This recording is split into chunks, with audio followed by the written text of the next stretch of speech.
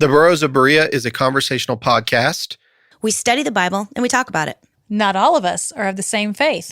And one of us doesn't have a faith. But we still love one another, and we're going to continue to talk about these things. The things we believe in and the things we believe about what we read in the Bible. Not all of these are necessarily true. Some of it is opinion and speculation. Thank you for listening and speculating with us. There you go. That was good. Yes. You are listening to the Burrows of Berea. Nody notes from the underground. All right, everybody. Welcome back to Notes from the Underground. This is a podcast where we take a microscope to some of Christianity's thornier topics and people. I'm your host, Tiziana Severse. And with me behind the glass is Rocket Man Andy Bishop. It's just me and you, Andy. It's just us. Which I think is wonderful because what we're going to be talking about today is Andy's favorite topic, astrology. Hold for sound effect. Yeah. I know you're a huge fan. Huge fan. Yeah. Me and huge fan. I consult the stars every morning. Well, since you're godless, we all know. So. So obviously. Mars is my god, I think. I think so. Which actually is a wonderful banter that we did not plan, but brings us to kind of the point of our discussion. So, what occurred to me as I was kind of planning the 2024 podcast season is I remember when I first started doing hair.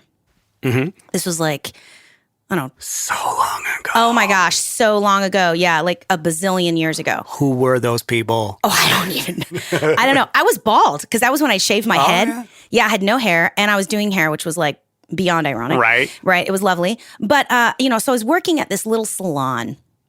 It was probably, I want to say like 2005, maybe 2004, 2005. Was it the one that was down near Hot Dog World or was it before that? If that doesn't tell you the type of salon I was working in. Yeah. That one all down by the Hot Dog World. Now, I know most of you listeners aren't from the South. But I'm going to tell you right now, my salon was down by Hot Dog World. It was owned by a woman. It's called Profiles Hair Salon. And it was owned by a woman who had been doing hair since you could smoke in the salon. And that was one of the things she used to complain about. The fact that you couldn't smoke in the salon anymore. You couldn't stand over somebody's head with a lit cigarette? Oh, yeah. And I worked there. And she was lovely to me. She was absolutely lovely to me. I had to be real particular about certain things in that salon because it was... there was definitely like some conservative Southern vibes, sure. Right? But in any case, and it had looked exactly the same since she opened it in 1985. And she was doing the exact same hair that she'd been doing since 1985. And if you couldn't smoke, you could always just lick the wall. Oh, yeah, exactly. Well, and she used to say this thing that I thought was so brilliant. And I really do want to interject. I love this woman. She got me started on my career. Uh-huh. But she used to look, whenever there was a smell of perms, which perms have fallen out of favor. Yeah. Okay? But there was a period of time where they were like the de jour hair service, everybody got perms at all times. And so, because they were not as de jour as they had been when she first started doing hair, you would put on that perm smell. And I don't know, Andy, if you've ever smelled a perm. I remember this smell. Yeah. They smell like kind of like if rotten eggs farted, right? Like if rotten eggs ate a rotten egg or like a broccoli salad and then farted. That's the smell of a perm. I love it. So this is the smell, right? This is the smell. If you don't know, now you know. And she I can almost smell it. Oh yeah. Broccoli salad, egg farts. Anyhow, so she would start doing that smell. And if there was ever like a teenager, which, oftentimes people come with their kids, whatever. If there was ever people that weren't familiar with that smell, she would look at them, take a deep inhale and go, smells like money. That's what she used to say. All right. So this is the level. And I remember people would come in and they would come in saying, oh, now's the time to get my hair cut. I looked at the signs. And they would say this, I want my hair to grow. So I looked it up and today's the day. So I'm going to get my hair cut today because the signs say it's going to grow. And I always found that really fascinating and confusing because A, I didn't know what the they were talking about. But like also B, as far as I know, I grew up, First Assemblies of God, Pentecostal Christian, fundamentalist Christian. Was it a world without astrology? Which now? Oh, when you grew up? Yes. That's what I was saying. Like, that's wild. How does that not... just accidentally on the periphery be a thing you knew about. Yeah. Well, I mean, you knew about it, but you stayed away from it. Yeah, right. yeah. So growing up as a child, it was always like, this is the work of the devil. This is demonic. You know, knowing your sign and participating in astrology is tantamount to, you know, tarot reading. And, you know, they basically treat it like it was expistasy, which if you don't know what that is. I don't. Extasy. Is that right? Expistasy. Yeah. It's a weird word. It's also called like hispascacy, but I don't know that one as well because they didn't talk about that. That one's even harder. I know that one's really hard for me to say. Expistasy is hard. Exispity. Expistasy. Yeah. Oh, I'm done here. It was a thing they used to do in like super ancient times. It was reading the entrails of a sacrificed animal to determine the wills of the gods. I've heard of that, yeah. Yeah. So we will literally just do anything to try to get a message, won't we? Well, yeah. I mean, what that does is it describes the desperate fear of human beings. Yeah, absolutely. 100%. And the deep need of human beings to have some sort of paternal or maternal some guidance. Yeah. Yeah. And dude, just raw dogging life without somebody giving you things to do. Oh my gracious. Yeah, forget hard. it, you know? Yeah. No, thank you. Sure enough. I don't want to do that. Yeah. So, you know, anywho, which if you ever listen to my testimony, that's like literally the reason I became a Christian. I was 6 years old. My parents were present, but like they were going through their own thing. And I felt like I had nobody to tell me. You know, I feel like I had no guidance. I feel like I was just a leaf falling from a tree with nobody to catch me, and Jesus was the pair of hands. So anyway, nice. I know, very sweet. Anyway, I need to remind people every once and again that I do believe in Jesus because the stuff I say is like so out there. I think they forget. They're like, ooh, you know. Anyway, so back to the signs and back to growing up as a child and knowing that astrology, not even like knowing your sign and like reading the crappy weekly horoscope in your local paper. That was like super frowned upon. That's funny. That was 100% not okay.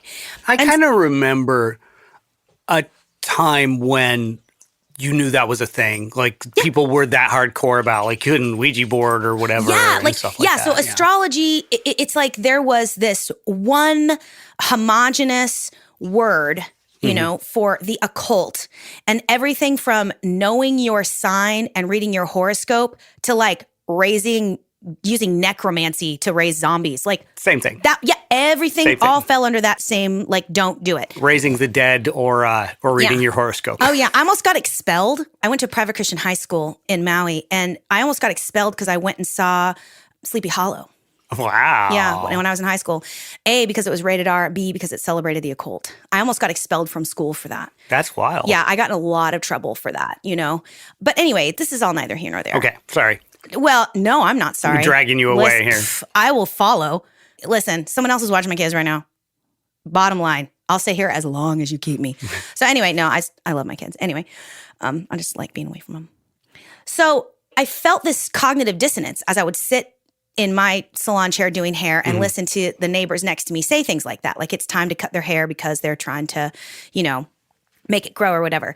And so as I was preparing to do this season's worth of episodes, one of the things that occurred to me was like, okay, so how did we get here? Like, how did we get from astrology, you know, being okay to check the signs to cut your hair to like, no, that's not okay to know what your sign is. And I'd never asked those people because I never queried, but I'm curious if the same folks that would come in and say, it's time to cut my hair because the signs say, I wonder if those exact same people would have never read their own horoscope. I presume they wouldn't have. No idea. I assume they were probably, there's a high likelihood they were also Christian though. So I started Googling it. I used the Googles, and the first thing that comes up, of course, is the Farmer's Almanac, which I had never purchased. I have my very own copy of the Farmer's Almanac now, which is exciting. It's overwhelming to me because I don't know if our listeners are familiar. So an almanac, it records and predicts astronomical events like tide and weather with respect to time. So astronomy and astrology. The old Farmer's Almanac, which is what I have a copy of, is exactly that. So let's like take a little time trip back to the 18th century. This guy, Robert B. Thomas, he's cultivated this fondness for astronomy ever since he found Ferguson's astronomy in his father's library. So again, astronomy is the study of celestial objects and their movements and interactions. So he finds this copy of this book, Ferguson's Astronomy, and this book has been selected by scholars as being culturally important and is part of the knowledge base of civilization as we know it. That's the Amazon description of this book. Wow. If I gave any shits about science beyond what I learned in 8th grade, I probably would be familiar with why that is the way it is. I think science is very cool. Well, I don't but there know was this this book. period of time, where the idea that with a microscope we could start exploring science and we could start tracking and predicting when there was going to be certain weather patterns. I mean, that was a huge part of like human advancement, So this guy's astronomy book, Ferguson's Astronomy, this was all like a part of this. So this is real science, Ferguson's Astronomy, and it uses real math and all of that, right? So Bobby B is living his life, and he becomes a schoolmaster for this tiny town that only has a school in the winter. In the spring and summer, he works on his dad's farm, and while he's doing this, kind of continues to cultivate this love for astronomy. So it's like, I don't know, 1786 or something like that. So he does this for a few years, and then he goes on to do bookbinding, and it's really funny because I read a couple of different narratives of his life, and in one of them, he reaches out to this guy like Osgood Carleton for help, because he's got it in his head that he wants to make an almanac. Osgood Carleton, right. What a name. I know, right? And that guy tells him to F off, I think, at first. Nice. And Bobby B gets his heart hurt by it. He gets real offended, but he keeps pushing and keeps doing this research. And so he's just got it in his head that he wants to make his own almanac. Because by the way, almanacs were normal. They were around at the time. They're very so common. people had created this, had created the math and the science around astronomy. They were studying the heavens. They were putting things down in books. They were trying to predict when to plant their crops and all that whatnot. Because again, back in the day, they didn't have computers and whatever. So they couldn't just, whatever. Anyway, so they're really important. Along comes Bobby B. He wants to make his own almanac because he thinks the other ones are kind of trash. He reaches out to this mathematician, because he wasn't super great at math. And the guy's like, get out of here. And he pursues it. And at the time, of course, he had left schooling and had left teaching and become a bookbinder. He really enjoyed that. So he kind of also had access to books and bookbinding and printing and all that stuff. So finally, I guess Osgood Carleton kind of, relents and kind of teaches him some math or whatnot. And then he creates this old farmer's almanac. And it's immediately blows up, kicks all other almanacs to the curb, and it becomes the greatest selling, best-selling #1 almanac. And old Bobby B was the editor of this almanac till he dies in 1846. So that was the Farmer's Almanac? Yep, old farmer's almanac. Now there's two. Okay. There's the Farmer's Almanac and the old Farmer's Almanac. There was a divergence of these two almanacs at some point in it was the infamous Almanac Wars? Oh, yeah. Just Google that. What devastated. A fascinating People read. were devastated. Yeah, exactly. But they've both been in production for over 200 years, and both of them are cryptic about their math, which I think is hilarious. That's funny. Yeah, both of them are kind of cryptic about their math. So I order this book, and I'm kind of looking at it, and I'm like, what's the deal? I'm still trying to figure this out. This astronomy versus astrology, right? So astronomy is the science and study of the movement of celestial bodies. But astrology is the study of how and whether or not, science of how or whether or not those movements have influence on human life and human activity. Okay? That sounds distinction. Good. So I thought, this is super interesting. So I buy the almanac, and I'm like, as I'm reading it, I'm like, this is astronomy, right? It's not astrology. Yeah. And then I get to page 226. And this chart is based on the moon sign and shows the best days each month for certain activities. When you should quit smoking. When you should bake. Wow. So, if you're, hope your birthday doesn't fall on one of the off days because you're screwed. Yeah. No cake for you. When you should buy a home, when you should move. When you should begin a diet to lose weight, or when you should begin a diet to gain weight. When to perm your hair, when to color your hair, when to straighten your hair, when to have your teeth cleaned. So these women were probably getting that information from that almanac or one like it. This has when you should wash windows and floors. I'm going to print this one out and put it in my house next time my husband bitches about the windows being dirty and be like, look, the moon told me I can't do it right now. It's handy. It's a chore schedule. It's a chore schedule. Right. And it's one you don't have to make yourself. You're just like, it's what the moon says. Then so I do it on the third, But it's based on the moon's signs, which I find fascinating. Moon signs? Right. Yeah. This is not astronomy. This is astrology. Yeah. So that's when I decided I better start doing some digging. So that was sort of the impetus for this entire study. So I figured the best place to start a study of this nature is with the story of the wise men or the magi from the east that follow the quote-unquote star, right, that tells the birth of Christ. That computes, yeah. Yeah, so I have always I've always heard, in this story, which by the way, that version of the birth only comes up in Matthew, I believe. Okay. That's the only place that has that. Doesn't Matthew's the one that diverges the most and in the most ways, kind of in general, isn't it?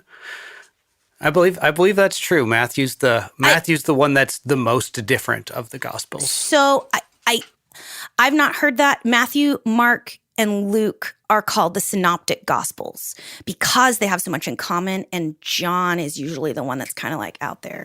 Okay. Maybe John's usually the one that's kind of like a little bit different. But I couldn't possibly be wrong about Bible facts. I don't think you are. No. It's possible that you heard something that I didn't hear. Listen, you've been doing this podcast a lot longer than I have. You've listened to a lot of stuff, right? So you might have heard that somewhere. And each gospel has their own flavor. Sure. Different authors. Different authors. They pass through different peoples. And different audiences. Yeah, different audiences. Matthew was writing his gospel. Mark is the oldest, probably written about 50 CE. So in and around the time where people still living that remembered Jesus, were present and could have been interviewed or whatever. And then, Mark's first, and then Matthew and Luke really rip a lot from Mark. So there's a lot of like similarities.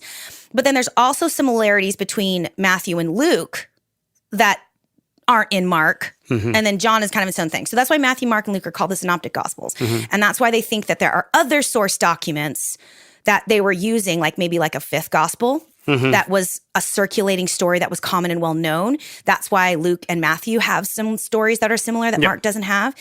So I think Matthew's the only one that has the star and like the wise men and the magi. Oh, interesting. Yeah. And I've always been like, that's kind of like, what does this mean? Like, what does that mean? Well, magi from the east. Also, like just roundly, you got to remember these people at that time, or especially even when you go back to the Old Testament times, these people would not have been scared of things like astrology or astronomy. Well, so that's you know what I mean? trying. Well, so that's what I'm trying to figure out. They have like magicians and necromancers and all this other. Yeah. You know what I mean? Back in the Jewish tradition. But see, all of which are things that God has explicitly told the people of Israel not to do. Yeah, they have a ton of them though.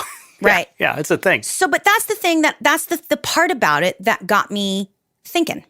Because again, the Jewish nation has been explicitly told a number of times not to worship the sun, moon, and stars. They got in trouble for that all the time because they moved into this land where there was all these other people that had all these other practices. And God's like, in Deuteronomy, we'll get there. God's like, you're going to want to worship the sun, moon, and stars like these people do, but I'm telling you not to do it. Don't do it. So how do we get from there to, but you can also look in the stars and see the signs that tell you of the birth of Christ. And so I heard a handful of different reads on this. I heard one read that like, that was the end of astrology being acceptable, which again, they didn't provide really any evidence of that necessarily. I also heard that it was like a one-time event. But at the same time, when Christ was crucified on the cross, there was an astrological symbol. There was like this eclipse. And it says that there was an earthquake too, like that possibly this like cataclysmic event. Since we don't know the exact timeline of when all these things happen, it's hard to say. But I think there is there was astronomically, astronomy versus astrology. Astronomically, there was like a thing that happened. There's like an eclipse that could have been at the right time. But the question then becomes, did that have an effect, or was that just a coincidence, or was that God demonstrating, their ability to, at this time, show that God still has control over the sun, moon, and stars and can, use them to make signs for his will or their will. I try really hard to refer to God in the third person plural lately. Their, them, they. Because I think trying to lock God into a man or female is very challenging. We don't use pronouns. Well, I know it sounds stupid, but I try to remember to do that. It doesn't sound stupid. Unless I'm in a room with people that I know are going to have a really hard time with that, which might be you listeners. I don't know you people. Anyway. I had a thought I cannot say out loud. Oh, don't. Tell me later. What is that? Did you ever see Steel Magnolias? Yeah, but it's been a minute. Yeah. She says, if you haven't got anything nice to say, well, then come sit next to me. Oh, yeah. Olympia Dukakis. Yeah. Anyway, as usual, we are not staying on track. You know what's funny, too? It doesn't even have to be anyone but you and I. No. You know, like, No, you seem mostly fine. Yeah. well, no, what I mean is like for us to get off track. Oh, yeah. You know, No, like no, when Rick obviously and not. I, or even Sarita and I are here, I mean, we often will get off track on like biblical studies or biblical concepts, but you and I are just now talking about pop culture and movies, and we still can't stay on track. So this is the rub, okay? The fact that astrology and following a star features so heavily in the story and the narrative of the Messiah. What does that mean? And so this takes us back, and I've always heard this, and this is true. If you're going to understand the Magi in the East, you have to go back to the book of Daniel, which is a book in the Hebrew Bible, the Old Testament, and I'm going to talk about it because you, Andy, don't know what I'm talking about. Nope, I don't. Which is great because I can just talk to you, and if anybody listening also has no idea what I'm talking about, you know, just follow along with Andy. All right. First of all, archaeologically, the book of Daniel is a little bit strange. It's half written in Hebrew and half written in Aramaic, which doesn't really make any sense because the Hebrew people didn't start speaking Aramaic till like, I don't know, like a 3rd century. So CE or something like that. Not Aramaic, no, 3rd century BCE. So that doesn't make any sense. Right. Because, seems like probably different that, authors. like the 3rd century BCE is the period of time from 300 BCE to 200 BCE, right? But the book of Daniel is placed, it's the story, in the period of time that Jerusalem falls to the Babylonians, which is the 6th century. So that's the period between 500 BCE to 400 BCE, right? So it's written. Let's do the math. It appeared, yeah. 6th century is 500 BCE to 400 BCE. So the 3rd century would be 400 BCE to 300 BCE, right? So just like 100 years, give or take. Yeah. So Which is a long time to be a verbal thing, but you know. But it's kind of confusing. Yeah. Right? It shouldn't have been half in Aramaic. Right. That it shouldn't have done that if it was supposed to be about this other period of time. But anyways, if we're going to take the book at face value, it's the story of the fall of Jerusalem into the hands of the Babylonians. And so that's where we're going to start, approximately 586 BCE, which is when the Babylonians sacked Jerusalem, destroyed the temple, and then like cart a bunch of refugees off to Babylon with them. Okay. So we're going to actually like read the text a little bit because I think that's a lot of fun. Bring on the Bible. I know you love reading the Bible, Andy. It depends on the story. Sometimes they're a little harsh. This is a great. I'm kidding. No, I'm not kidding, but it was a joke. This is a good story. All right. So Daniel 1:1, in the 3rd year of the reign of King Jehoiakim of Judah, King Nebuchadnezzar of Babylon came to Jerusalem and besieged it. The Lord let King Jehoiakim of Judah fall into his power, as well as some of the vessels of the house of God, the vessels. So some of the accoutrements, some of the candelabras and some of the stuff inside the temple. I want one of God's candelabras. Yeah, well, you're not going to want to after you hear what he does. Okay. So remember the butt boils? When the people steal the Ark of the Covenant, they all get hemorrhoids and they make golden hemorrhoids. Remember that? Oh, you my do God, not want to touch God's things.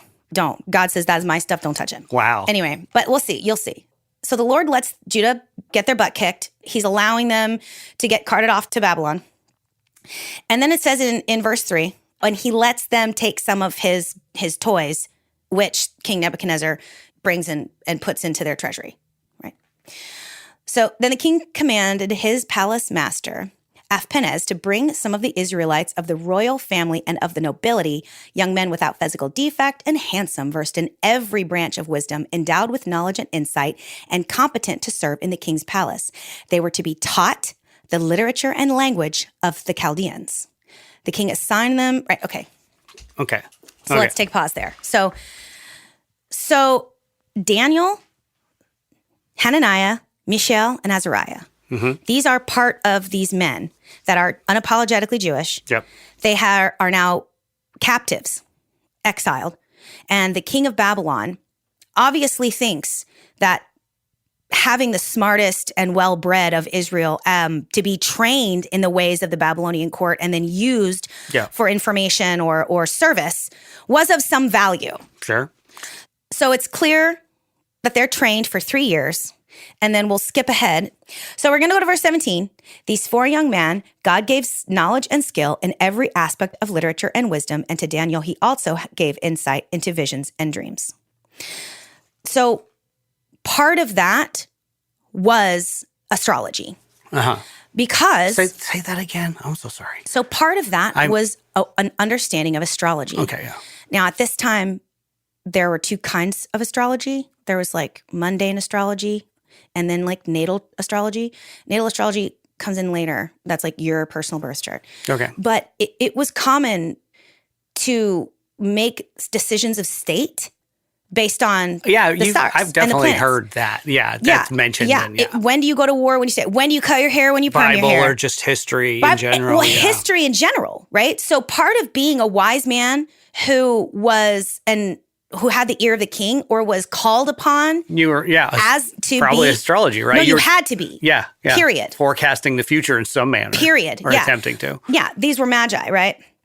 So at the end of these 3 years, all the Hebrews are brought before King Nebuchadnezzar, and he chooses these four, Daniel, and they change their names to Shadrach, Meshach, and Abednego, and that's what you usually hear them called. So he chooses these four people because he finds them, in verse 120 says, 10 times better than all the other magicians and enchanters in the whole kingdom. They were 10 times better at astrology, at magic, at predicting, at seeing their prayers come to fruition than anyone else. Wow. Yeah.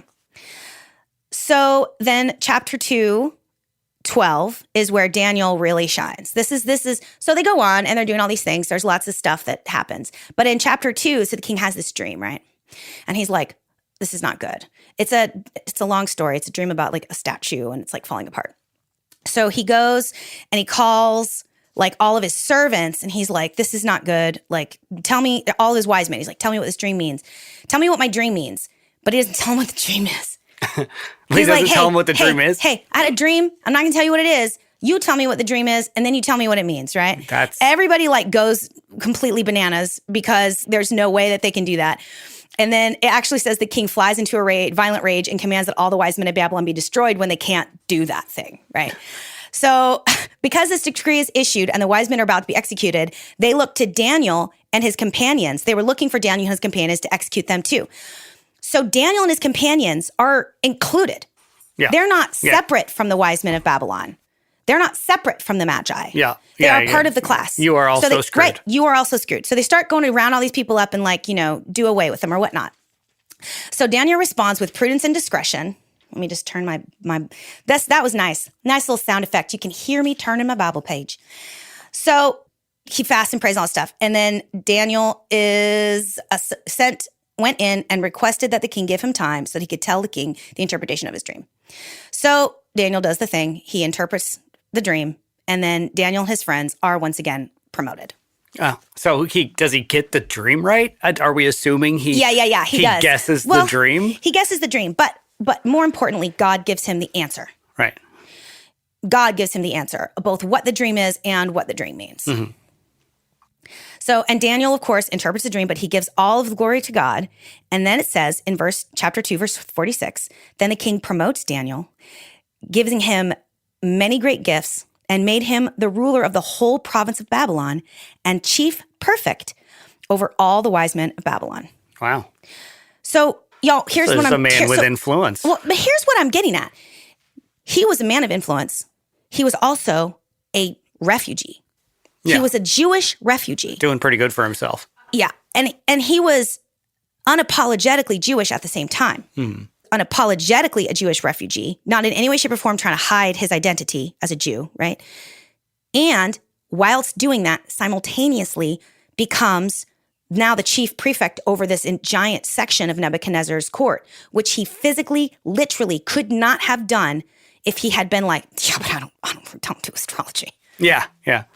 Well, it doesn't sound like that. I don't feel like, despite whenever the law came down about other idols, I don't feel like any sort of compunction here in this story against. They're not talking about how Daniel's torn. He's just doing astrology. Right. Yeah. Exactly. Yeah. He's not torn. Right. He was trained for 3 years. And again, so let's just take a step outside the Bible for just a second and let's just look at archaeological evidence. Okay. Okay.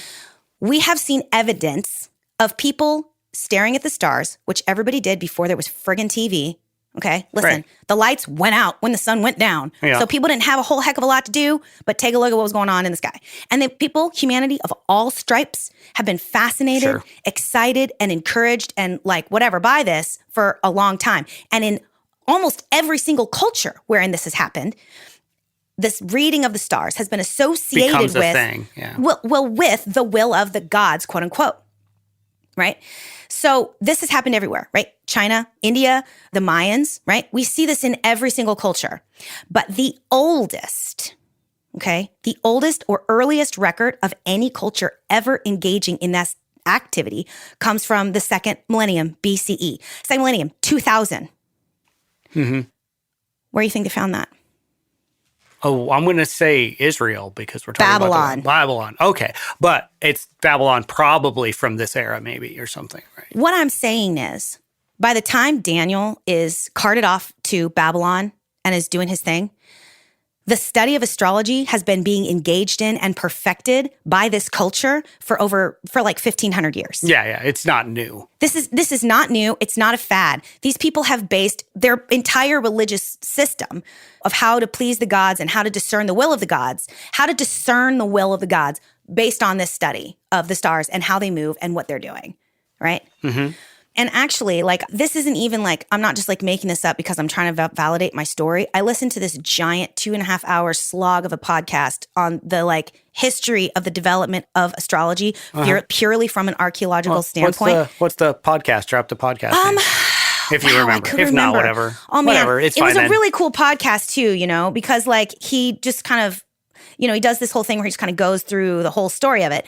And so 700 BCE is when the Assyrian Empire kind of like had created all these astrological schools and had made it this state-sponsored affair. Yeah. Because now, aside from being something interesting that people were like doing to try to discern the will of gods religiously, in 750 BCE, about 200 years prior, right, the Assyrian Empire actually like takes it and makes it a state-sponsored affair because now they're going to start trying to figure out how to decide what they're going to be doing with their countries and with their nations, state affairs. They have astrologers now on board. Right. And in the 5th century BCE is when the zodiac was standardized and includes like the 12 signs and 30 degrees. Basically, what we practice in Western astrology today was officially finalized around the time that Daniel was chilling in Nebuchadnezzar's court. And when was this? You said it was 1500 BC? Yeah, this is in the 5th century BCE. Oh, 5th century. Yeah, the 5th century BCE. So like, right after, within the same 100 to 200 years, right? Is all this stuff is going on at the same time. And honestly, this is probably one of those things that there were traditions of it all across the world probably 10,000 years before that. Yeah. Almost But surely. what I'm trying to say is from an archaeological standpoint. But there's no writing, there's not evidence of it. But people probably been looking at the stars and doing that thing for as long as we could make those connections in our head. Yeah. So just based on what we've seen already, the fact that Daniel was a Jewish refugee living in the Babylonian times, trained by the king and his court and his wise men, his magicians and wise men, trained for 3 years in the language of the Chaldeans and the way that these people are doing things. The people that invented, created, and then perfected astrology so much that's still the system we follow today for the most part. Sure. Yeah. It would have been impossible for Daniel to not have both a working knowledge of and a skilled use of astrology. It would have been impossible. Right. There's no way. Let's go on because there's more. So we're going to skip ahead to chapter 5. There's some good stuff in here, but mostly like from here on, Daniel's friends kind of get some time. They get a little bit of time in here. So we're going to go skip forward to chapter 5. So this is Belshazzar's feast is how this story opens. And it opens with King Belshazzar made a great festival for 1,000 of his lords, and he was drinking wine in the presence of the 1,000. Under the influence of wine, King Belshazzar, I'm putting the book down because I'm just going to look at Andy. King Belshazzar is like, go get those things we stole from that one temple. Yeah. And they bring all God's toys up to the party. And all of a sudden this giant hand appears and like writes some stuff on the wall that nobody can understand. And the king's mother is like trembling. She's like, this is not good. So she She's goes like, and grabs, hands shouldn't appear. oh yeah, out of like nowhere, this is not a normal and- thing, blah, blah, blah. Yeah. So Daniel, of course, is the one who can interpret the writing. And what's really interesting is the words that are written there, those are Aramaic words. Uh-huh. So Is that what the Babylonians are speaking at this point? Absolutely not. Okay. No, absolutely not. Neither are the Hebrews. That's what makes the story confusing and a little bit like suspect. Right. And not necessarily suspect, but let's just remember all these things were written at different times. They were compiled at different times. They were verbal. They were transmitted verbally probably for hundreds of years. Right. So maybe the words in Hebrew that would have been used, because God would have spoken in the language of his people to get the point across, because the point is only Daniel can interpret it. Right. Daniel wouldn't have spoken Aramaic yet. So how Daniel, you know what I mean? They wouldn't have written it in Aramaic. You can do all these somersaults. Maybe they just like it because of the mystery. Right. How did he know? You can do whatever you want, but it doesn't make any sense. Right. Just whatever. But anyway, so Daniel's able to interpret this stuff. And he says that God is basically like, you touched my toys, you're in super big trouble, your kingdom is over now. And everybody's like, oh dear, what does this mean? And then the Bible says that night, this kingdom was going to be given to the Medes and the Persians, which is, of course, that's always going on. The Medes and the Persians and the conquest of this whole Mesopotamian area.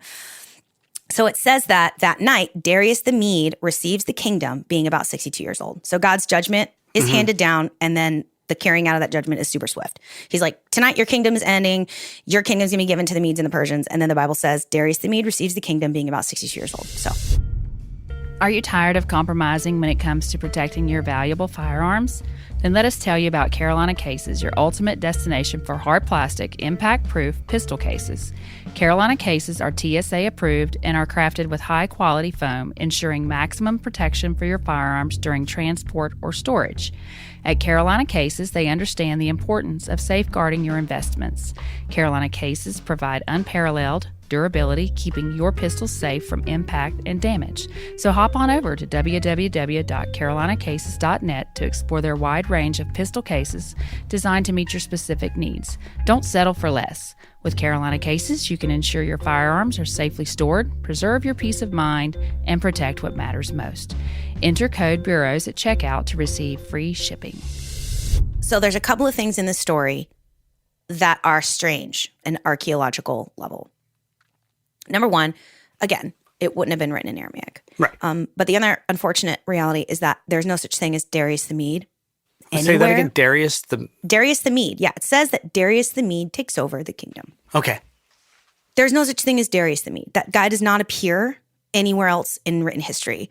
And so people have kind of been like, they've tried to come up with some different try to figure out who it's about who he was, right? Yeah. But the other problem is that we do actually know who King Belshazzar was. Yeah, he was real, confirmable. Very. Yeah.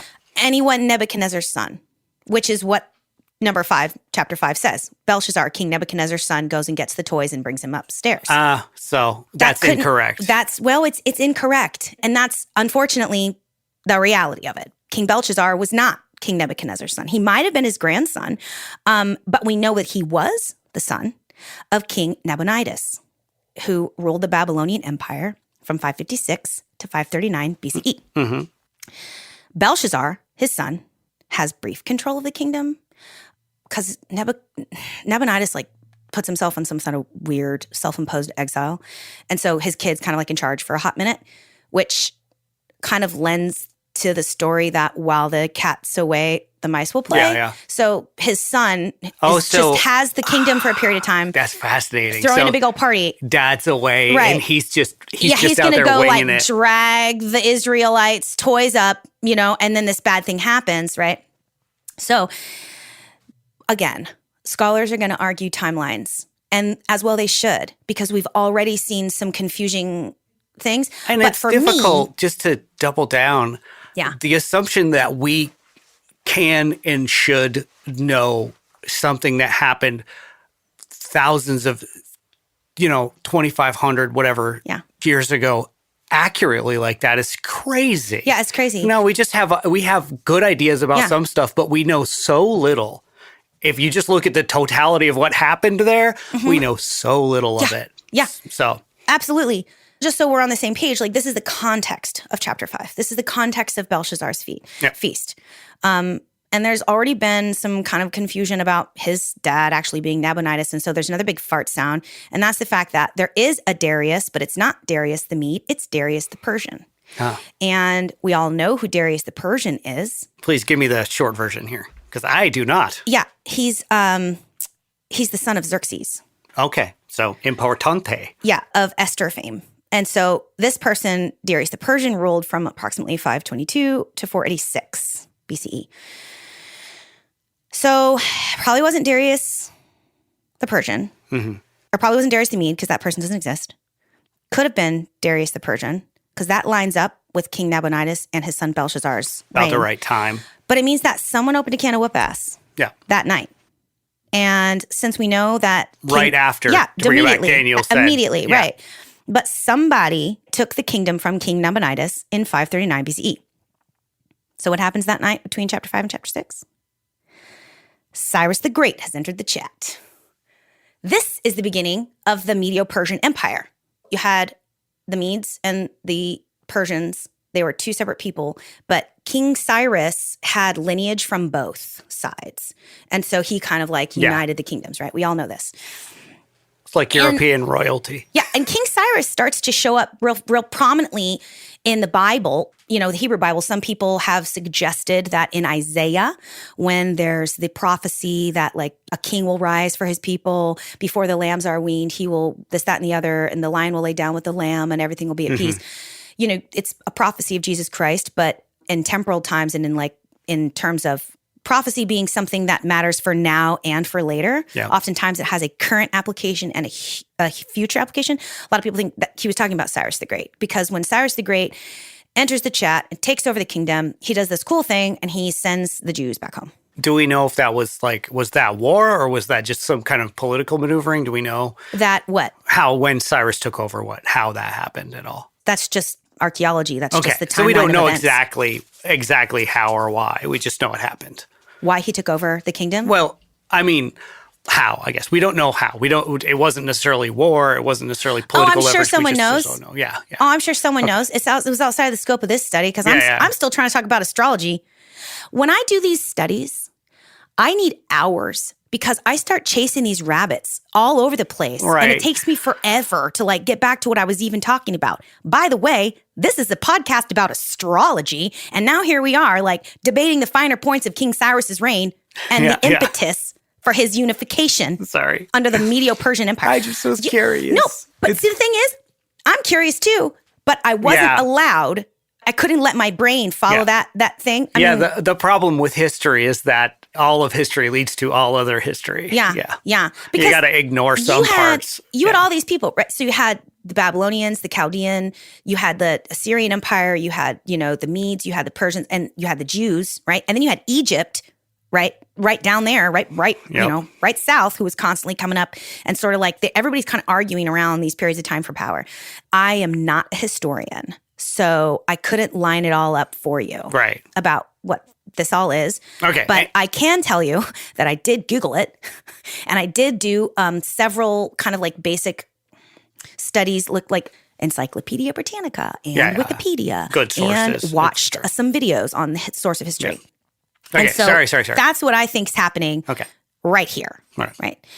So this is the beginning of chapter 6. This is the beginning of the Medo-Persian Empire. Now, with the Persians came a ruling priestly class that was called the Magi, later translated into the Latin as magus, and then later translated into the Greek as magi. Okay. So the Magi from the East, long involved story to describe these dudes that were a powerful class of people in the Persian Empire that after the conquest of Cyrus the Great also became embedded in the new ruling class of the Medo-Persian Empire, which included Daniel and his buds. They got swept up into that same thing too. Yeah. Right. They got bought out, but they kept a lot of the staff. Precisely. And, Cyrus sent a bunch of people home, a bunch of Jews home. In the book of Ezra, we see that, Cyrus says the Lord God of heaven told him to send his people home. And so a bunch of Jews head back and start rebuilding the temple. And there's this whole thing, right? That's the whole book of Ezra. There's a cylinder, the Cyrus cylinder, which tells us that did happen, but he actually was giving glory to his god Marduk, who was the Lord God of all people, and was displaying some mercy to these lesser gods, including the lesser god of Israel. That's actually what Cyrus said was happening. So Jews have a slightly different like what's recorded in their version of the story is like It's a little bit different sure. than what Cyrus recorded in his version of the story, right? So in any case, but Daniel and his bros, I think, Daniel and his bros like chilled. They didn't go. There were a lot of people that didn't go. There were a lot of people that had created a life for themselves. Sure, yeah. in and If amongst you Persian had a Empire. life, especially if you had position in that life was relatively good, it would be difficult Yeah, you to want to go. give that up to go back to war-torn Israel and start rebuilding a thing that had been bombed out and destroyed. Yeah. You know? You have a nice life here.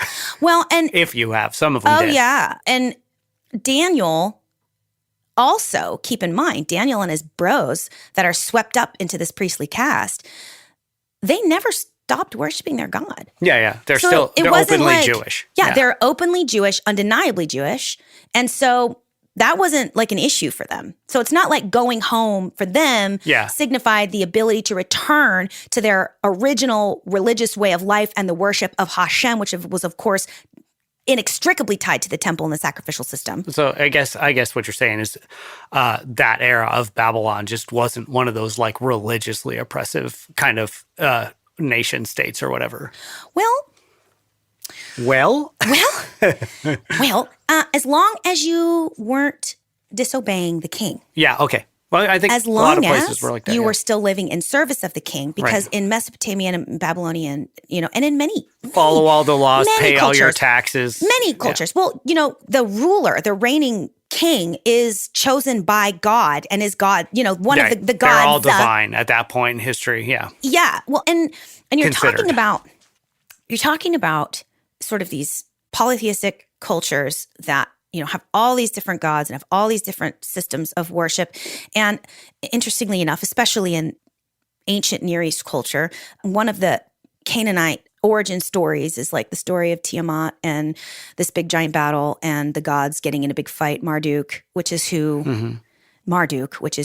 King Cyrus gives the glory to in the cylinder. I can't remember. I got to Google it. Okay. The something cylinder. Yeah, you can move. Yeah, it doesn't matter. So in their creation myth, human beings are created at the end of that story to be the servants of the gods. That's their entire relationship to the divine, is you guys were made to as serve servants. us and to do what we are going to tell you to do. Versus, and I want y'all to hear me now, the Jewish belief that their God created them for a relationship. Yeah, for companionship, sort of. Very different. Yeah. So because these are two different origin stories and myths, right? Whereas here you have the Genesis creation story, humanity is created to be the steward of and the caretaker of the creation, to name all the animals. Everything here has been given for you. I'm going to come down and walk with you in companionship. Versus this other creation myth where like Tiamat's body is like Marduk's mom. I can't remember, y'all. Don't hold me to it. Google it. But her body's like ripped apart, and that it becomes the Tigris and Euphrates River. You know, that her two legs become that. And then like in the center of where her bits would be is the Fertile Crescent or the Mesopotamia, right? And basically humans are created to do that thing, just like God's story, to be in charge of the earth and all stuff. But it's slavery and it's servitude. It's to keep the garden for completely somebody different. else. Completely different. So service of the king and obedience to the king, which is inexorably tied to their religious practices, because the king was chosen by the gods vis-a-vis astrology and the signs in the heavens giving you the portent of who's in charge. So to defy the king and to not be obedient and to not follow along, right, means that you are to defy their gods as well, right? Which is also very interesting, because in the culture of the Hebrew Bible, at some point, the Jews are like, look, we are floating around out here, these 12 weird tribes. We don't like it because everybody else has a king. Oh, Greg, thanks, man. Thanks for the sound effects. I like that. My cat's just throwing things at the ground. Yeah, All right, sorry. but the Jews are like, we want to be like these other kingdoms. We want to have a kingship. We want a king. And God's like, God's like, no, I don't want that for you guys. I told y'all I don't want that for you. Right. But they wanted it.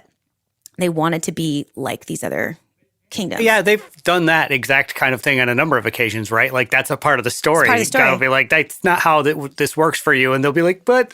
Yeah, and they did the same thing at all the other everybody nations else is did. doing it. They let their God choose their king.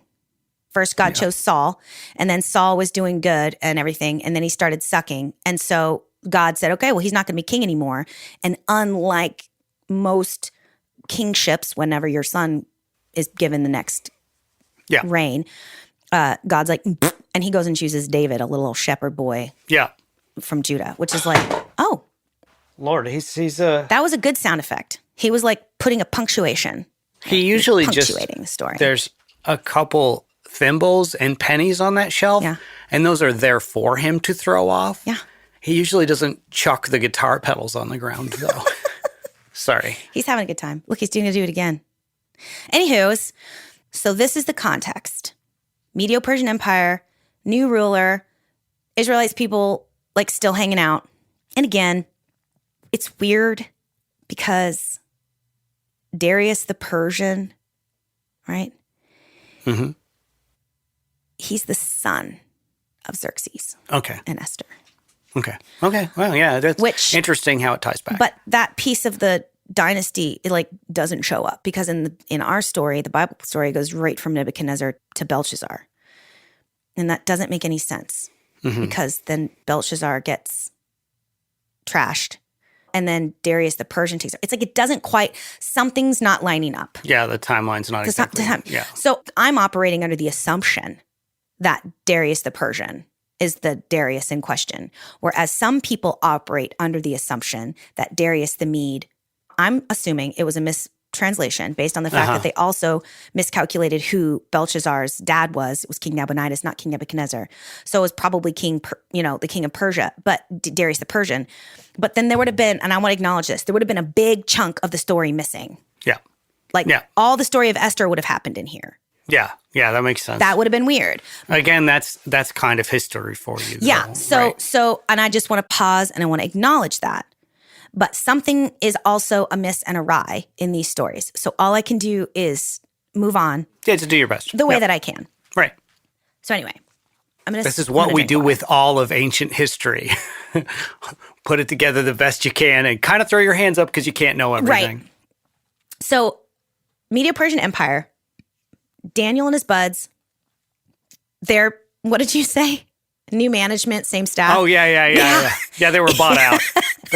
But they kept some of the staff. Yeah, they exactly. kept some of the staff. And they certainly kept some of the managers, right? Yeah. Some of the people at the very, very top. Some of them had experience that would be difficult to replace. Yeah, and so as this power transfers into the hands of this new priestly class that's being included, the Persians, and there's this mingling of like now Persian magi and the Babylonian magi. Mm-hmm. It's like, this in the estuary, as it were. Daniel and his friends are swept up into it. So it was already clear that he was the chief astrologer in Nebuchadnezzar's court and that he's now going to occupy a similar role in the Medo-Persian Empire because in chapter 6, so chapter 5 to 6 is when this weird time period happens. Power is now transferred. Medo-Persian Empire starts. Although, again, it doesn't make any sense because it would have started earlier. Anyway, it doesn't matter if Esther was in there. Yeah. So something happens, they've gotten some things screwed up. But Daniel is still serving in the Medo-Persian Empire. He chose not to go home. So in chapter 6, Daniel's made the president of 120 satraps, like straight away. The president? Oh, the what? Okay. President of 120 satraps. Okay.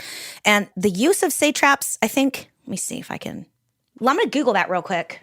This is another thing that's kind of critical in terms of translations. So satraps were the provincial governor in the ancient Persian Empire. Okay. Yeah, I was kind of trying to understand what was going on there. Thank you. So the fact that this word now is used, he's now the president over all these satraps, that also sort of signifies the shift from Babylon to Persia, which would again be the Medo-Persian Empire. Still very powerful position, though. Still very powerful position, but also now, again, there's this influx of other magic people. Magicians, astrologers, and again, like Assyria had astrological schools. Mesopotamia, the very earliest documentation we have of people engaging in astrology is in this period, in this space, in Mesopotamia. And so all of these cultures that we're talking about in and around this, that includes all of them. They all were engaging in astrology. Sure. And they were all engaging in the same type of astrology, which can't be said for what they were doing in Egypt. It can't be said for what they just came up with in China. Can't be said for what happened in India. Vedic astrology in India is very different. But the astrology that I'm talking about now is the astrology that tells you when you get your fucking hair cut. Yeah, And that that's is the Western astrology. And yeah. this is the story of how that got to be here, both on a archaeological level and on a spiritual level. How do we get here? Sorry, I'm using F-bombs because I can. I'm here by myself. Because I'm here by myself. So, you know. I am so offended. I know, and I'm sure you'll do that thing where you like make it a piano sound or whatever so that people aren't actually having to hear it in real time. No. God forbid the word makes the sound. You know, people don't like that's fine. That's Sorry. okay. Lots of people don't like lots of stuff, you know? Yeah, I don't it's care. true. But I'm not trying to check myself quite so much. So, which I probably should anyway. Continue to check myself.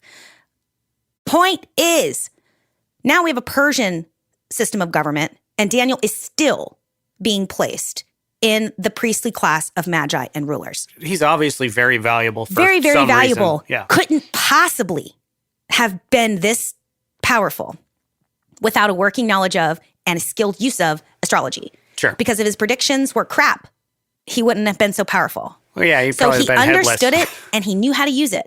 All right. So this is when Daniel gets into trouble. Okay. Because like people do, there are other power mongers in the Persian Empire and within that priestly caste that get all jelly about Daniel's promotion. Sure. And so they cook up this plan to People get him always want power. to get him adiosed.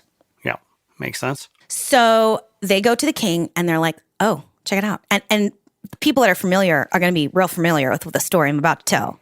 So they cook up this plan to get Daniel in trouble. And they go to the king and they're like, hey, Darius, why don't you like make a rule that for the next 30 days, nobody can worship any other god but you, since you are chosen by the gods as their divine representative on earth. Oh, this is interesting. Let's just do that, right? And Darius is like, yeah, that's a good plan. I love Darius it. is like, yeah, worship me. Do that. I'm down. But the thing is, obviously, the Magi in the priestly court of the Persians, who are the ones that cooked up this plan, I think, because his friends, the other people that he was in charge with, I don't think they would have done that to him because, like I said, they'd already been working together under King Belshazzar, King Nabonidus for all this time. Anyway, so they cook up this whole plan and they're like, oh yeah, and by the way, if anyone who is out there worshiping a god that's not you in these next 30 days, why don't we like chuck them in the lion's den and they'll get gobbled. And this is the story of Daniel in the lion's den. I see. That's why they're so right. This is their weird little power play. And again, and they did this because they knew that Daniel would consistently he's gonna and worship his own god, unapologetically worship his own god and not worship the king. Because despite the fact that he was a astrologer, a powerful and important and good, accurate astrologer within the Babylonian court, did not mean that he was also worshiping those planets and stars as gods. Right. He was only worshiping his own God. He was an unapologetic Jew. So this, of course, that story, right? Daniel gets chucked in the lion's den. God shuts the mouths of the lions. And also, it should be worth noting that, like, Darius was not happy. When he finds out that Daniel is now going to have to get murdered, he's, like, not stoked. How many historical stories? I feel like there's a couple stories in the Bible that kind of have a thread like that where it's like somebody convinced a king to do a thing that what they thought was good, and then the repercussions of it were something that they were like, hey, wait a minute. This episode is brought to you by Carolina Cases. Are you tired of compromising when it comes to protecting your valuable firearms? Yes. No. Well, okay, fine. I'm cool with firearms. I just don't have any. But I can see why you would want to protect them, right? So let us tell you about Carolina Cases, your ultimate destination for hard plastic, impact-proof pistol cases. Carolina Cases are TSA approved and are crafted with high-quality foam, ensuring maximum protection for your firearms during transport or storage. At Carolina Cases, they understand the importance of safeguarding your investments. I can understand that. I have investments. I just don't have firearms. Carolina cases provide unparalleled durability, keeping your pistol safe from impact and damage. So hop on over to www.carolinacases.net to explore their wide range of pistol cases designed to meet your specific needs. Don't settle for less. With Carolina cases, you can ensure your firearms are safely stored, preserve your peace of mind, and protect what matters most.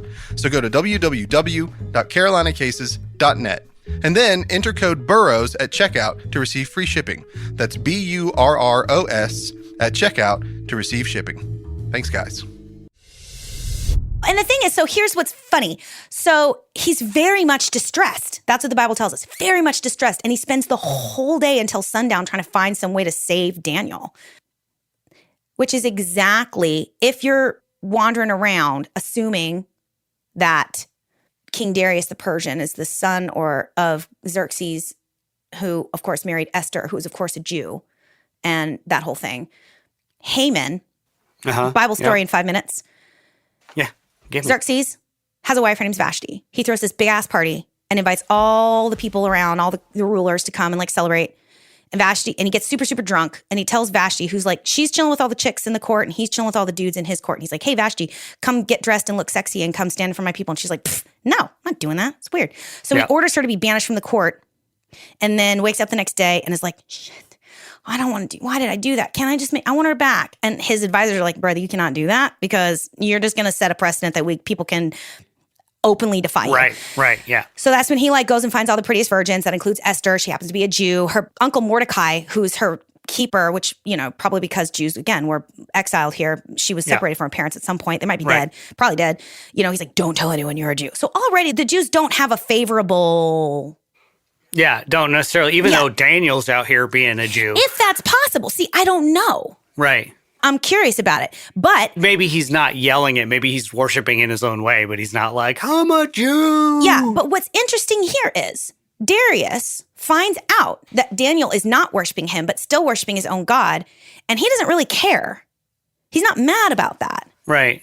He doesn't, you know what I mean? He doesn't see that as defiance, which is not normal. It's also maybe one of those things that in his head, it was meant for a specific job or a specific people. And Daniel's a guy he knew, so not him. Unless the timeline is messed up. Which could be, and Darius the Persian was the daughter of Xerxes and Esther, and so he was half Jew. Unless.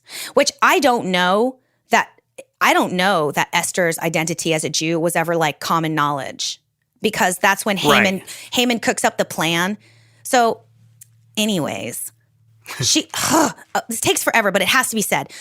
If this is the case, so Esther is chosen to be the wife of the queen, and her uncle Mordecai is hangs out by the gate of the palace all the time because he loves her. It's like his daughter. He's so distressed he can't believe this happens. Right, you remember. We have if anybody that cares to dig, we have an Esther series that's worth a listen. Yeah, I remember that when I very first came on this show. You guys were in the middle of that. And I was so excited because Esther's one of my favorite stories in the whole wide world.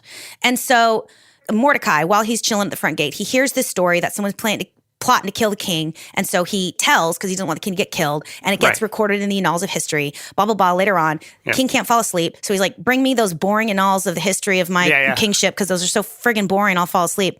And then he reads that Mordecai didn't get what he deserved, which was some recognition for the fact that he saved his life. So he not only that was he was in the process of about to be hung.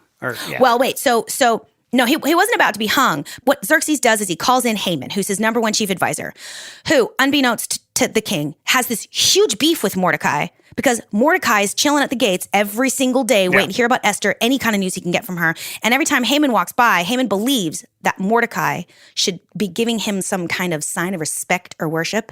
And Mordecai's like, you. Yeah. You aren't my God. So Haman already has beef with Mordecai. So Haman is called into the king's room. He's like, hey, what should be done for someone who has done something great for the king? Haman thinks he's talking about him. So he's like, oh, he should, wear whatever, do this thing. So he says, do that, but do it for Mordecai at the front. And Haman's so humiliated because he thought he was talking about him. That's where he cooks up a plan, not only to have Mordecai killed, but to have the entire Jewish nation exterminated. So he does out of order. Almost the exact same thing that's being done in Daniel. Yeah. Almost the exact same thing. The rulers of the king, slightly underneath the king, the priestly class, of astrologers and magi that were now a part of this kingdom that Daniel was a part of because of the change of power.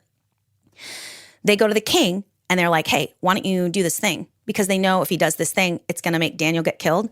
Right. So he goes and he says, why don't you just like have all the Jews exterminated because they suck anyway? And the king's like, all right, whatever. Because he knows that Mordecai's going to get swept up in that death. Right. And that is when Esther's identity is revealed. And she uses her place as queen to save her people. Right. Same thing. As soon as the king finds out that Esther is a Jew, he's highly distressed, just like King Darius with in Daniel. This story. Yeah. He's highly distressed. And so, but just like in Daniel, once the king has decreed a thing, it cannot be undone. It cannot be undone. Yeah, yeah. So exactly like the story of Esther. Yeah, where he then creates a different. Yeah. So he signs another edict that says the Jews have the right to bear arms and gather. Right. So they can basically defend themselves and everything's fine. Well, I find the similarities between the stories very interesting. Yeah, absolutely. And a non-Christian might just look at that and be like, yeah, duh, because they like to use certain themes when they're telling their story. Or maybe the timeline in Daniel is kind of screwed up. Yeah. And the thought I had was definitely like maybe these two stories are really one story that history has kind of pulled apart into two stories. They could have literally happened at the same time, maybe. And what's interesting about these texts, is we'll never really know. No, absolutely not. We don't have, there's a lot of filling in the gaps. Just like in Jurassic Park, when they find the mosquito with some DNA, and they have to go find other DNA to fill it in. Okay, that's what we're doing. I was listening to Dan Carlin like a couple weeks ago, Hardcore History.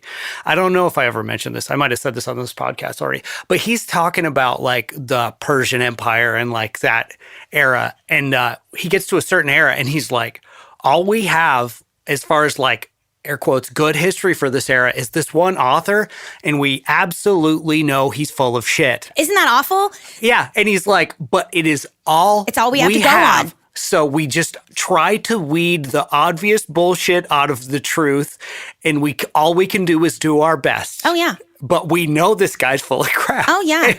Oh, yeah. So that's a lot of ancient history is like one source, and you absolutely know it's half bad. You just don't know which half. Yeah. So it's hard. I had to choose, as I was doing this research, which version of the story I preferred to believe, whether this was a mistake on the part of the recorders and they really meant Darius the Persian, and then there's this big gap in between that they missed, and Esther fits in neatly right there, or Darius the Mede is a totally different person.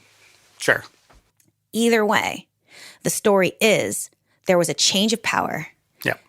In that change of power, new people were brought in, probably Persians. And within that concept, within that construct, Daniel is saved.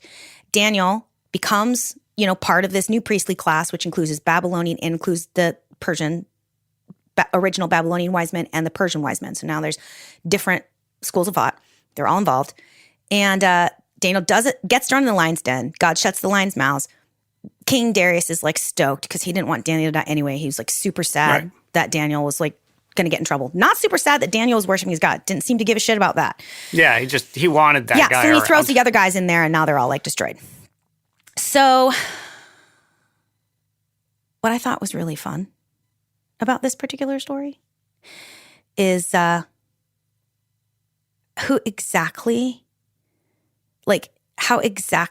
these people? The Persians, right? Uh-huh. I got to scroll through my notes. I have 8 pages of notes, and they're all over the place. And research is kind of fun when you get into it. Oh, yeah. And so this story is basically the most insane office rivalry gone bad. Terrible. But Daniel winds up on top. And again, he's giving even more power, right? He's giving more power. And he continues to do his thing and be an advisor to the king and has all of these wonderful. It's when he starts having also all of these visions about the future and the rest of the book. It's actually a really short book, but Daniel, the rest of it is just him continuing to live his life as this person with all this power. So since we're kind of trying to hold that this is the beginning of the Medo-Persian Empire and that the presidents and satraps, again, which was an entirely Persian structure of government, these Persians that came in were trying to get Daniel in trouble. Let's do a little archaeological digging and find out who the Persian magi were, because that is the people who eventually became Daniel's that found the star. Yeah.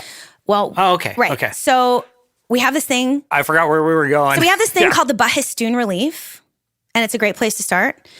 It is think Mount Rushmore. It's this giant relief carved into the side of this giant mountain, and it's inscribed in 3 languages. And we know that Darius the Persian did it. We know that Darius the Persian did it. So this is, again, somewhere like from 522 BCE to 486 BCE. And he wrote it in 3 languages because he wanted everybody to know exactly, everybody to have no question. And what it is it's the story of his life and basically his right to be in charge. Okay. Seems like a thing a king would do. Which is the thing a king would do. But a king would also lie. Sure. So he's distant cousins to the current king. His name is Cambyses. Cambyses goes to Egypt for a period of time, and then he returns. This is according to the Bahistun relief. Cambyses returns, and some accident befalls him. Now, according to Darius, before Cambyses pieced out to Egypt for some period of time, he decided to murder his own heir just for shits and giggles, apparently. Yeah. Apparently being in a royal line is kind of a hard gig sometimes. So he's like, I'm just going to go ahead and adios this dude so that he doesn't try to take over my kingdom while I'm chilling in Egypt. Sounds like a thing. But then doesn't tell anybody. Doesn't tell anybody that he did this. Then he returns and then again accidentally dies, which, whatever. And then the magi of the Persian court, the magicians, the astrologers. Yeah, the magi. What did they do? They consulted the stars and they put the person who belonged on the throne. Because that's what they did. Yep. And Darius is like, no, that wasn't him. Because Cambyses dumped him, put him in the river before he left for Egypt, which again, nobody knew about. Yeah. So Darius, the Bahistun reliefs, Darius so this guy's obviously a lookalike and an imposter. So I'm going to murder that dude. And I'm going to take over the throne, which obviously belongs to me in the first place because I am the actual descendant of Cambyses. And this guy was clearly an imposter because the real guy got murdered by Cambyses before he went to Egypt. There's no corroborating evidence for any of that. Yeah, it's just... But again, we have this same, and I want to highlight this because I want it to be, as I continue to study, this is an important part of how astrology is used. So what does he do? He wipes out all the magi, wipes them out. And then he only takes with him, only keeps in his Persian class of people that of course are astrologers that are going to be favorable to him and to his reign and rule. Well, if it sounds like if the magi collectively, in the absence of a king, if they collectively had the power to choose a new king, we already talked about how much land and power Daniel had. So all these magi are probably basically also giant provincial governors and things like that. So this is important, right? These magi, these astrologers, they had a lot of power because they were responsible for reading the stars and the planets, which in their religious belief system was essentially the gods sending out a newsletter. Yeah. And the only people who could read it were the astrologers.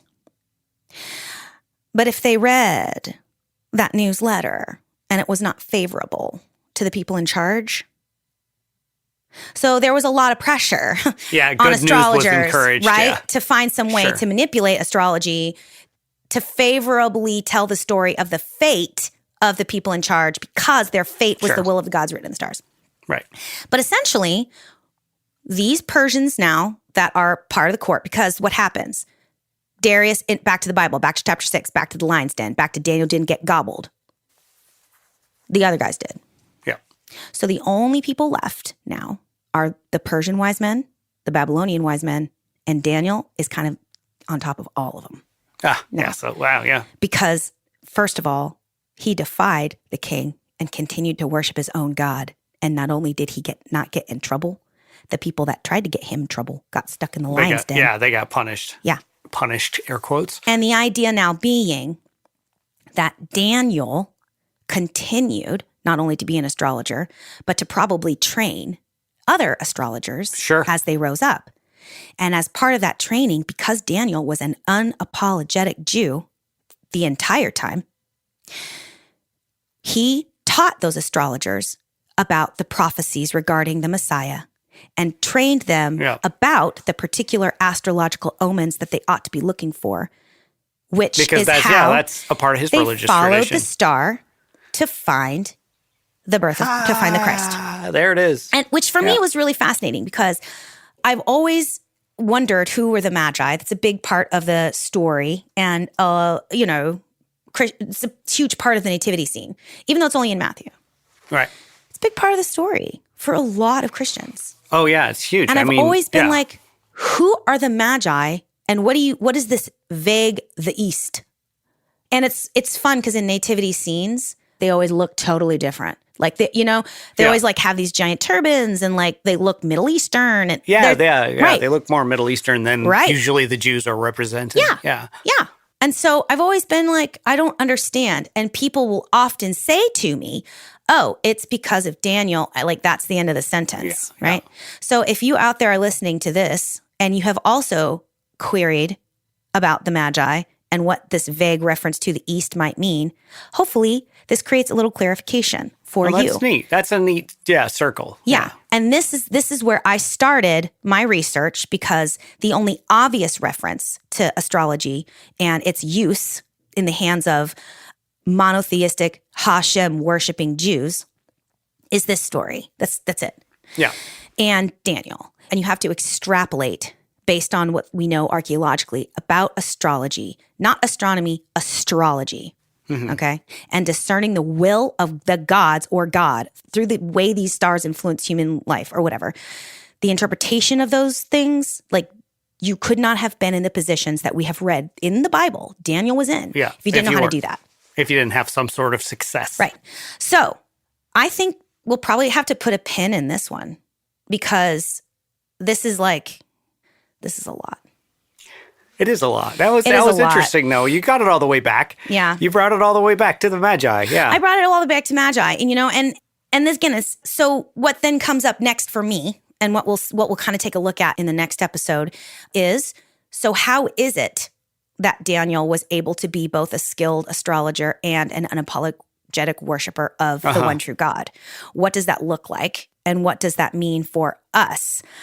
Because again, in Mesopotamian culture, where there's all these crossovers, right? We say Mesopotamian, but like I said, the Chaldeans, the Persians, the Medes, all these people, they're all kind of like intermingling and they're all fighting. They're all warring. Yeah. They're all polytheistic. And they all associate natural phenomena with their gods, who they see as antagonistic for the most part. To each other. And to humanity. Oh, to humanity. Because you're talking about a people whose origin story is you guys were created to be slaves. Yeah. So if you're bad slaves, I'm going to adios you. If you're a good slave, I might make you king. You're welcome. You're welcome. Right? So all these, movements of the heavens, for these cultures, they're terrifying reads. They're scary because they could mean all this other stuff. Like you're going to get murdered. Yeah. And someone else is going to be in charge. Like, and the king. Or like this star happens or this portent happens and then this other person is rising up that's not they're going to take over. If an astrologer reads that, likely, that astrologer is going to get adiosed and the person that they think is rising is going to get adiosed. Or unless that person's able to do it the astrologer is able to tell that story in like a sneaky fashion, right? Right. Then they might be given more power. And the person that the stars said was going to rise to kingship is also still adiosed. What I'm trying to say is, okay, there was a lot of murdering done in the name of the stars. Yeah. A lot of murdering, okay? And somehow, Daniel is able to remain faithful to his religious practices. He is able to continue to curry favor. And he's able to remove himself somewhat from the excuse for violence and power that other astrologers are using astrology to justify. Okay? Yeah. So in our next episode, we're going to take that statement right there and we're going to dissect it just a little bit more. And we're going to ask ourselves, how is it possible that Daniel was both a skilled astrologer and a worshiper of the one true God that was able to remove himself from all of this toxic culture that was baked in and completely embedded Yeah. in astrology and religious practices of ancient times in ancient Mesopotamia. Very that's next. interesting. Yeah, that's cool. Next time on Notes from the Underground. That was nice. Yeah. Should we do the? I don't know. Oh, who does that? I don't usually Rick, but sometimes somebody else. I don't even, there you go. Good enough. Yeah, good enough. All right, I want to hit stop. Okay. Hey guys, this is Rick from the Burrows of Berea. Do you know how much blood, sweat, and tears it takes to make a podcast? None. But that doesn't mean that it doesn't cost a lot. And so if you guys don't mind, if anybody would like to give to help us with these episodes, it would be great. We'll put out even more content. And if you go to our Patreon page, just search for the Burrows of Berea, you'll get extra notes, extra episodes, and it's pretty much free. $1 gets you a lot. Thanks, guys.